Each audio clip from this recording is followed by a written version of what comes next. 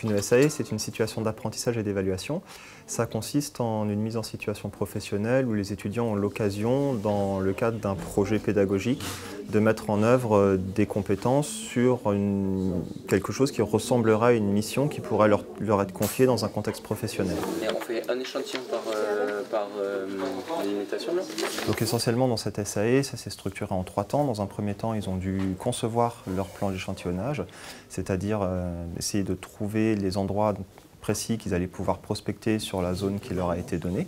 Donc ça nécessite un travail de préparation assez important avec différents documents cartographiques. Il faut s'approprier, faire connaissance avec le terrain qu'on va étudier. J'ai un papillon. Je l'ai. Dans un deuxième temps, donc les étudiants sont allés sur le terrain pour réaliser leur échantillonnage. Donc là, on recherche des ligneux, des graminoïdes et des arthropodes. C'était aussi à eux de choisir leur méthode d'inventaire, de choisir ce qu'ils allaient récolter, conditionner sur le terrain, ce qu'ils allaient pouvoir déterminer sur place.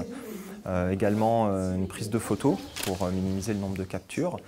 Dans le cadre de la préparation, ils ont aussi dû faire le point sur les éventuelles espèces protégées qui étaient présentes sur le site afin d'éviter de les capturer, même accidentellement, pendant la phase de terrain. On n'a pas encore identifié, mais c'est ce qu'on a récolté des assiettes, ce qui est potentiellement intéressant à identifier. Et ensuite, dans un troisième temps, ils doivent au laboratoire déterminer tout ce qu'ils n'ont pas pu faire sur le terrain et donc ils ont dû conditionner, emporter et maintenant déterminer à la loupe binoculaire au microscope.